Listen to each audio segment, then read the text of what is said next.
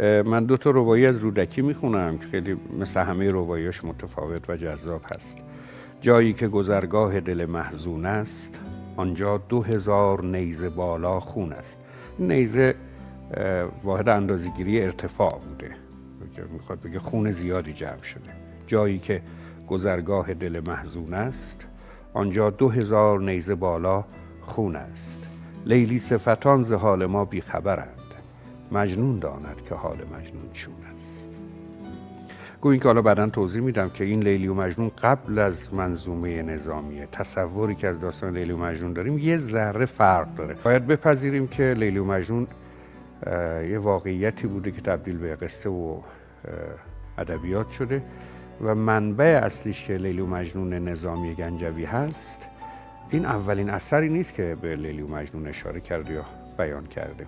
ما پیش از نظامی بارها و بارها به ماجرای لیلی و مجنون می‌بینیم تو شعرمون اشاره شده. یکیش همین رباعی رودکیه، یا شعری از رابعه بلخی داریم که میگه مگر چشم مجنون به ابر اندر است که گل رنگ رخسار لیلا گرفت. رابعه بلخی شاعر قرن 4 هم دوره رودکی. و جالب اینه که لیلای تصور ادبیات ما قبل از لیلی و مجنون نظامی برعکس تصوری که امروز داریم زیباروه.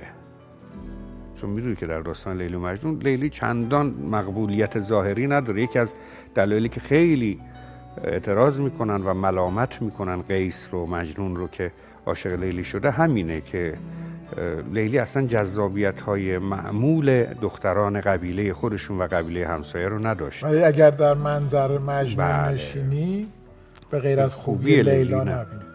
این که لیلی چه ویژگی هایی دارد اصلا مهم نیست. باید با متر احساس و نگرش مجنون اون رو ارزیابی کنیم.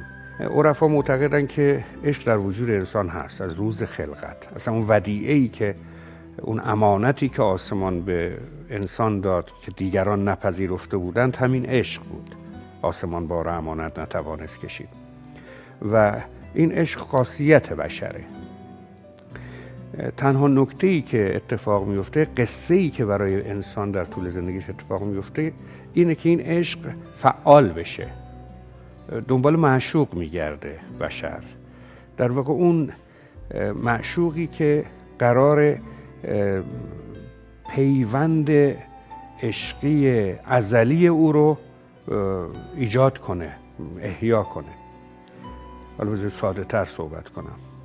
این عشق در وجود من و شما هست. یک معشوق میخواد. این معشوق همان قطعه گم شده ماست که در تمام زندگیمون دنبالش هستیم. گاهی اشتباهی میگیریم، یه قطعه‌ای که ما رو کامل نمیکنه، بعد گاهی میفهمیم که اشتباهی گرفتیم و رها میکنیم. گاهی نمیفهمیم، خیلی وقتا نمیفهمیم، فکر میکنیم که قطعه گم شدهمون رو پیدا کردیم. اون انقدر قطعه رو میکنیم توی یک شکاف کوچولوی دایره و هی لنگ میزنیم در تمام زندگیمون، چون اون دایره شکلی نخواهد بود. به هر صورت این عشق در وجود بشر نهاده شده. بسیاری اعتقاد دارن که اصلا انسان بودن انسان به همین عشقه. یه قصه جامی در هفت و رنگش داره، میگه که شنیدید دیگه، یکی وارد شهری شد، غریبه بود، با کسی آشنا نبود، از دار دنیای خر داشت. در ورودی این شهر هم خرشو گم کرد. هرچی گشت پیدا نکرد و جستجو کرد که خرشو پیدا کنه، به مسجد جامع شهر رسید. مسجد جامع محل تجمع مردم بوده، به خاطر همین بهش میگن جامع. میره اونجا میبینه چه قلقله‌ایه، همه مردم شهر توی این مسجد نشستن و شیخ هم داره سخنرانی میکنه و خطبه میگه برای مردم. میگه اینجا جای خوبیه. میگه شیخ مثلا ببخشید من غریبم، خرمو گم کردم، شما اینجا همه هستن، اعلام کنید هر کی خر منو پیدا کرد به من برسون. شیخ هم از ماجراهای مختلف صحبت میکرده، در بحث عشق کلامش ادامه پیدا میکنه و در ادامه لحظه‌ای سکوت میکنه. میگه در مردم، افرادی که تو این مسجد هستن، مردم شهر، کسی هست که عاشق نشده باشه؟ یکی از ته مجلس، همیشه یکی از ته مجلس بلند میشه، یکی از ته مجلس دست بلند کرد که شیخ من عاشق نشدم تا حالا. شیخ گفت که غریبه، خرت را یافتم، بگیر و برو. در واقع اینجا تئوری که جامی میخواد به عنوان یک عارف بیان کنه اینه که عشق اگر در وجود نباشه آدم نیستی. آدم بودن به عاشق بودنه. عشق ویژگیه. حافظ میگه فرشته عشق نداند که چیست، ای ساقی بخواه جام و گلابی به خاک آدم ریز. فرشته ها نقطه ضعفشون نسبت به انسان اینه که عشق نمیتونن داشته باشن، عاشقی نمیتونن بکنن. توی اساطیر یونان و روم باستان هم یه داستانی هست که حتما شنیدین که میگن که اوائل آدمیزاد به این شکل نبود. 4 تا دست داشت، 4 تا پا داشت و 2 تا سر و خیلی خیلی قدرتمند و کامل بود. با 4 پا میدوید در جهت‌های مختلف، با 4 تا دست کار میکرد، با 2 تا مغز میاندیشید و یک موجود کامل. خدایان المپ نگران میشن، یعنی خیلی قویه، خیلی تمام در خود بسنده است، میان از وسط نصف میکنن و آدمیزاد به این شکل در میاد با 2 دست و 2 پا و 1 سر و تمام عمر دنبال نیمه گم شده خودشه و اگر پیداش بکنه اون موقع است که دوباره کامل میشه، دوباره بی نیاز میشه، دوباره به اون غنا و اون قدرت میرسه. اتفاقا تو عرفان ما توی مرصاد العباد نوشته نجم رازی قصه خلقت بشر رو که توضیح میده به خلق حضرت حوا یعنی زن به شکل خیلی جذابی اشاره میکنه. خداوند وقتی روح به آدم میدمه، گل آدم رو سرشته میدمه در اون و جان میگیره، خب قبل از اون عشق رو آورده در صندوق سینه آدم نهاده، همون امانت الهی رو.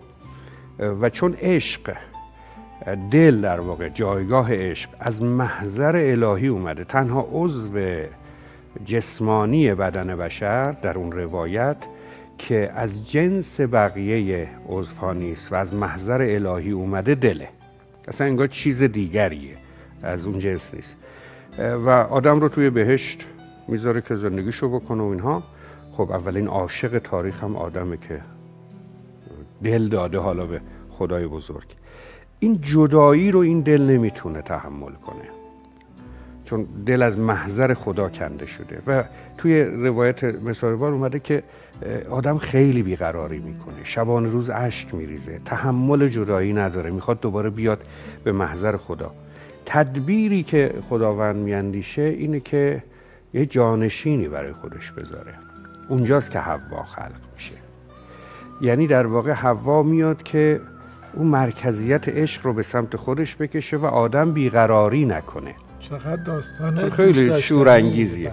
البته خب آدم خیلی دیگه توجهش به حوا زیاد میشه، کلا خدا رو از یاد میبره ظاهرا.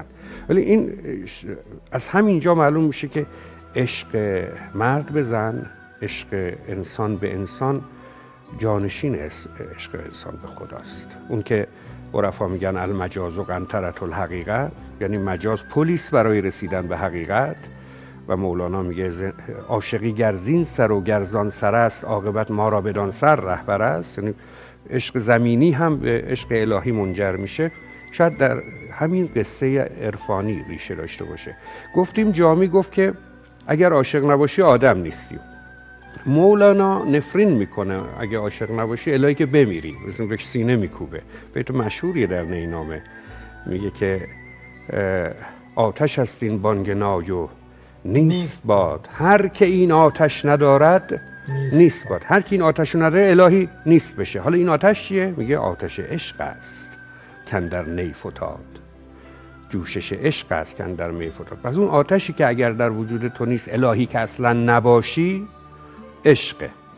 حالا که این ماجرا رو تا اینجا کشیدیم، حرف حافظ رو هم بگیم. بله حتما. آره، حافظ نظرش گفتیم مولانا میگه اگه عاشق نیستی الهی بمیری، جامی میگه اگه عاشق نیستی آدم نیستی و حافظ میگه اگه عاشق نیستی اصلا زنده نیستی.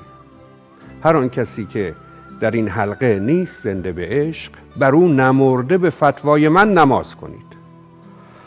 نماز میت بخونید. من فتوا میدم اگر کسی عاشق نیست، به عشق زنده نیست، من فتوا میدم که نماز بخونید بهش، یعنی مرده حسابش کنید.